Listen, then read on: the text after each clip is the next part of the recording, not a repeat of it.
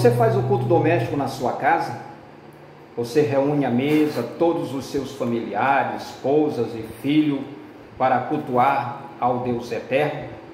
Eu me lembro que quando eu aceitei Jesus como Salvador, se eu fosse na casa de algum irmão pela manhã, com certeza encontraria adorando, exaltando, cultuando a Deus no culto doméstico. E é sobre este assunto que nós iremos falar neste momento. 14ª lição do devocional da família. Famílias fortes realizam o culto doméstico. Eu me chamo pastor Ezequiel Pereira. É um prazer enorme estar trazendo mais um devocional da família.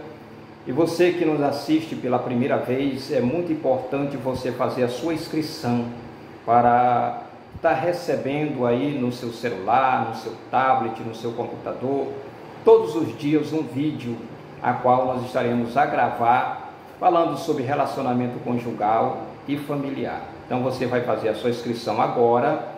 Logo após fazer a inscrição, você vai ativar o sininho para receber as notificações e após você vai então deixar a sua curtida. Agora tem algo muito importante que eu quero pedir para você.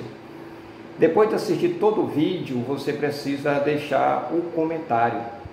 Você precisa comentar logo abaixo se você entendeu, você compreendeu, se você realmente gostou, se você realmente está sendo abençoado por Deus. Eu sou apenas o canal que Deus está usando no momento para abençoar a sua vida, seu relacionamento conjugal e familiar.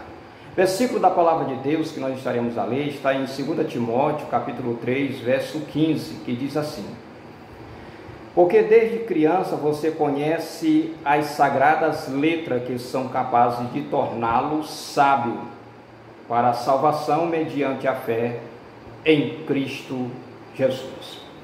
Amados, na Bíblia, para sermos bem honestos, não existe uma passagem que trate diretamente do culto doméstico. Nem por isso deixa de ser importante e relevante para as famílias cristãs. Nós precisamos entender que é muito importante para você, servo de Deus, cultuar a Deus dentro de casa. Aproveitar o momento, botar o seu filho para ler a palavra de Deus, a sua filha para cantar 3 hinos, e quem sabe também colocar aí a sua esposa para estar orando, agradecendo a Deus por tudo quanto Deus tem feito na sua vida. Embora não tenhamos uma passagem bíblica diretamente ligada à expressão culto doméstico, há ênfase no valor do cultivo da espiritualidade e da devoção aos lares bíblicos. E nós vamos observar isso com bastante ênfase através da vida de Jesus. Jesus, com 12 anos, estava no templo conversando com os doutores da lei e eles estavam admirados pelo conhecimento que Jesus tinha das Sagradas Escrituras. Por quê? Porque os seus pais foram educadores, transmitir os oráculos do Senhor a Jesus. Então nós precisamos entender que é muito importante o culto no lar, ou seja, o culto doméstico, justamente para que você esteja passando os valores da palavra de Deus aos seus filhos. Michael Belmonte, em sua enciclopédia bíblica SBB, lembra que a maior parte da educação no Israel antigo se realizava em casa. Era a obrigação dos pais ensinar os filhos sobre Deus em todas as oportunidades. Nós observamos, querido, que a Bíblia diz que as crianças precisam de aprender sobre Deus. Isso significa que os pais devem ensinar a Bíblia aos seus filhos desde pequeno, e o culto doméstico pode e é um momento muito propício para você aproveitar e ali transmitir a palavra de Deus. Quem cresce conhecendo a Bíblia é muito privilegiado e sabe aonde encontrar ajuda para a sua vida no cotidiano, porque nós sabemos que iremos passar por tribulação, por dificuldades, mas lendo a palavra de Deus, nós somos fortalecidos no Senhor. Por isso que a palavra de Deus é importante. Paulo, escrevendo na sua segunda carta a Timóteo, capítulo 3, verso 16 e 17, ele diz: toda a escritura é inspirada por Deus é útil para ensinar os seus filhos, para repreender, também usar para isso, para corrigir, para instruir na justiça, para que o homem de Deus seja apto, plenamente preparado para boas obras. Como o seu filho vai estar preparado para as boas obras? É no culto doméstico, é indo à casa do Senhor, é se congregando, mas principalmente no culto doméstico. Nenhum motivo que não seja a morte justifica o filho estar afastado das autoridades do pai. Nenhum motivo. Quem é responsável pela sua família é você, sacerdote. É você, líder de casa. E nós temos que ensinar. A palavra de Deus diz em Provérbios, capítulo 26, verso 6, ensina a criança no caminho em que deve andar. E ainda quando for velho, não se desviará dele. Preste bem atenção no que está dizendo o provérbio, né? Aqui nós entendemos também, o autor coloca, no Novo Testamento, a responsabilidade cultivada da devoção e da fé contínua, sendo da família com o apoio da igreja. A igreja pode dar um apoio, sim, mas a responsabilidade de educar o filho nos caminhos do Senhor é sua e é minha. No texto básico de hoje, podemos encontrar esse exemplo no lar de Timóteo. Sua fé foi moldada basicamente no seu lar com as instruções da avó Loide e de sua mãe Eunice. Por que então Timóteo se tornou um grande homem de Deus, um pastor, um pregador da palavra de Deus? É bem verdade que Paulo foi um grande influenciador, mas a base fundamental foi a sua casa, a sua família, a sua avó e a sua mãe.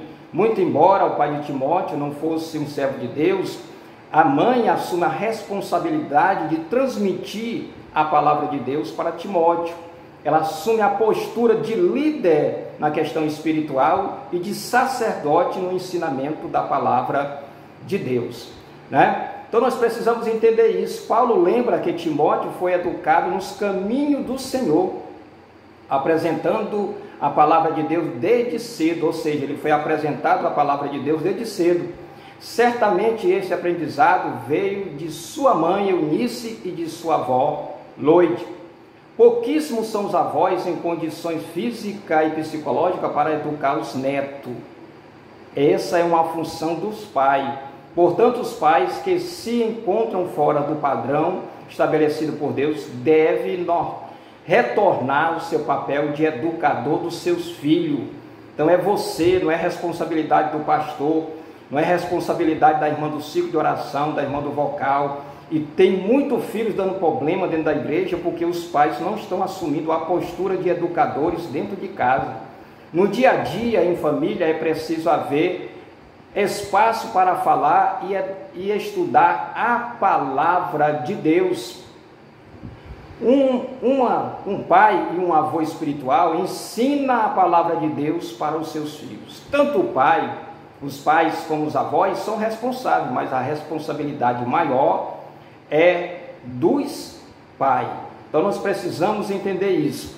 Para ser uma família bem-sucedida, um dos caminhos a ser tomado pelos pais é ser, sem dúvida, o cultivo da devoção no lar. No lar cristão, dois tipos de ensino devem ser valorizados: o ensino formal e o informal. O ensino formal se dá quando a família se reúne para ler a Bíblia, meditar, orar e louvar. Se aplica ao culto, né? O culto doméstico. Agora nós precisamos entender primeiro a palavra educar. Eu fui procurar o significado e diz assim: o que é educação? A educação, de modo geral, prepara o ser humano para o desenvolvimento de suas atividades no percurso de sua vida. Dessa forma, a educação é algo permanente na vida de todo cidadão, é permanente, certo? Agora, tem duas palavras aqui que o autor coloca, que é formal e informal. Nós vamos aqui para palavras, trazer a tradução para que você compreenda. Segundo o MEC, a educação formal é aquela que ocorre no sistema do ensino tradicional. A não formal corresponde às iniciativas organizadas de aprendizagem, que acontece fora do sistema de ensino, enquanto a informal é a incidental, são aquelas que acontecem ao longo de toda a vida. Agora, vamos, já que nós falamos da educação no aspecto aí do MEC, né, como é que é a tradução, agora vamos falar a educação cristã, porque é muito importante nós entendermos sobre este assunto. O que é educação cristã? É mais do que interiorizar doutrinas, é mais do que a fidelidade dos membros à denominação, ou seja, à igreja. É educar para transmissão da fé e do comportamento social. É educar para uma maior fidelidade no reino de Deus, como escrito está nas Sagradas Escrituras. Isso é que é educação. E a educação é dentro do lar. Colégio passa conhecimento, educação quem passa é os pais, né? Antigamente as famílias cristãs valorizavam mais o culto doméstico. Era uma prática diária. Hoje, com o secularismo principalmente e o corre-corre dos tempos modernos, as famílias já não acham mais tempo para se dedicar a essa prática tão salutar. Precisamos, amados e queridos irmãos, voltar a essa prática, né? Um dos segredos do sucesso de Sunama Wesley, conhecido como a mãe da igreja metodista, em ter todos os seus filhos, irmão Wesley, nos caminhos do Senhor, foi persistência em realização todos os dias o culto doméstico em seu lar. Esses homens também fizeram história porque a sua mãe era persistente no culto doméstico. Diariamente se cultuava a Deus. E se tratando do culto doméstico, não significa que seja feito só pela manhã. Pode ser feito meio-dia ou na hora da janta. O importante é você cultuar a Deus em família. O culto doméstico, entretanto, só terá valor integral se, acima de tudo, os pais vivenciarem o ensino informal. Esse sim está muito claro na Bíblia. Deuteronômio, capítulo 6, versos 6 ao 9, diz assim: E estas palavras que hoje te ordeno estarão no teu coração, e as ensinarás a teus filhos, responsabilidade do pai, e dela falarás sentado em tua casa, culto doméstico, andando pelo caminho, ao deitar-se, ao levantar, amarre-as como um sinal nos braços e prenda-as na testa. Escreva-as na batente dos portais de sua casa e em seus portais. Quando Deus confiou aos pais a educação e a formação dos seus filhos, Ele embutiu nessa demanda o exercício da autoridade. E precisa você ter autoridade para reunir a família e cultuar a Deus dentro da sua casa. Não estou falando de autoritarismo, não, de autoridade. Os pais precisam cuidar dos filhos com zelo, carinho, amor, oferecendo uma educação de qualidade, pois eles são herança do Senhor e não só mero acidente biológico da vida do casal. Não é um mero acidente biológico, é herança do Senhor. Os pais são, por natureza, os principais professores dos filhos.